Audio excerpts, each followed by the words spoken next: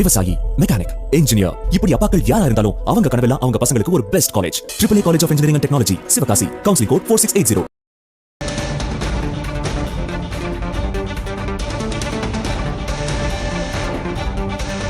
விவசாயிகளுக்கான பயிர்க்கடன் தள்ளுபடி என்பது விஞ்ஞான ஏமாற்று வேலை என்று எடப்பாடி கே பழனிசாமி விமர்சனம் செய்திருக்கிறார். அண்மை செய்தியாக பார்க்கிறோம். குதிரை பேரத்தை திசை திருப்பவே பயிர்க்கடன் தள்ளுபடி அறிவிப்பு என்று எடப்பாடி கே பழனிசாமி தெரிவித்திருக்கிறார்.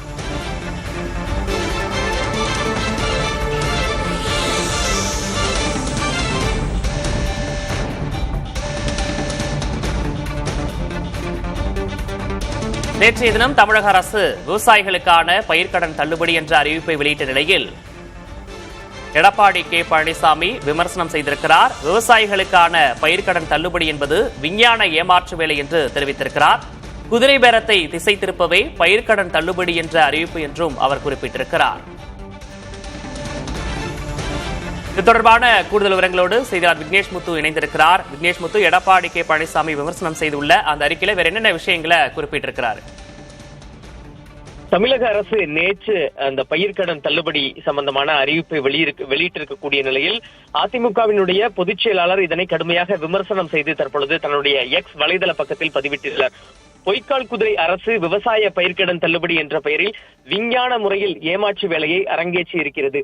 சட்டம் ஒழுங்கு சீர்கேடுகளை தடுக்க வக்கில்லாமல் விழுப்புதுங்கி நிற்கும் அரசு செய்ய வேண்டிய வேலைகளை பார்க்காமல் குதிரை பேரம் எனும் மிக கேவலமான அரசியலை அரங்கேற்றி கொண்டிருப்பதை தமிழக மக்கள் முகம் சுளித்து அருவருப்பாக பார்த்து கொண்டிருக்கிறார்கள்.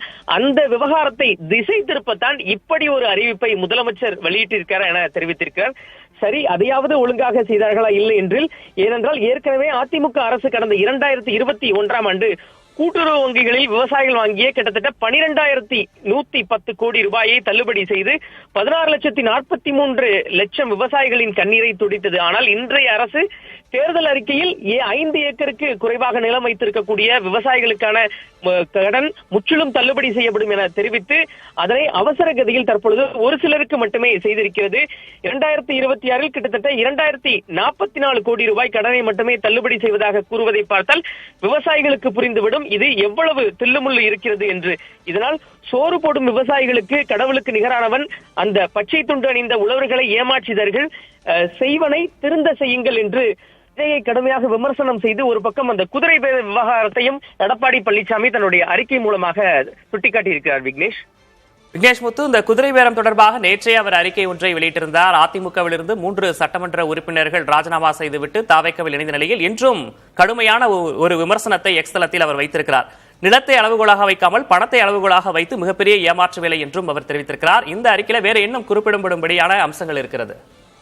மிக முக்கியமாக அவர் பார்க்கும் பொழுது ஏற்கனவே, அதாவது இந்த விவகாரத்தை, அந்த குதிரை பேர விவகாரத்தை திருப்பக்கத்தான் நேற்றைய தினம் அந்த விவசாயிகள் பயிர் தள்ளுபடி கடன் அந்த அறிவிப்பை திடீரென அவர் அறிவித்ததாகவும், எந்தவித முறையான முன்னறிவிப்பு அதே போன்ற ஒரு சரியான திட்டமிடல் இல்லாமல், ஒரு புரிதல் இல்லாமல் அவசர கதியில் செய்யப்பட்ட அறிவிப்பு என்று முதலமைச்சர் ஜோசப் விஜயை எடப்பாடி பழனிசாமி கடுமையாக விமர்சனம் செய்திருக்க, ஒரு பக்கம் இன்றைய தினமும் அதிமுகவை சேர்ந்த சில எம்எல்ஏக்கள் தங்களோட பதவியை ராஜினாமா செய்வதாக தகவல் வெளியாகி இருக்கக்கூடிய அதற்கு பதிலடி கொடுக்கும் வகையிலும் இன்றைய விமர்சனத்திலும் எடப்பாடி பழனிசாமி ஒரு பக்கம் அந்த குதிரை பேர விவகாரத்தை சுட்டிக்காட்டி முதலமைச்சரை கடுமையாக விமர்சனம் செய்திருக்கிறார். விக்னேஷ் முத்து, 2021 பயிர்க்கடன் தள்ளுபடியும் இந்த 2026 இந்த பயிர்க்கடன் தள்ளுபடி தொடர்பாகவும் அவர் தொடர்புபடுத்தி பேசியிருக்கிறார். தற்போதைய விவரங்களை வழங்கியமைக்காக நன்றி விக்னேஷ் முத்து.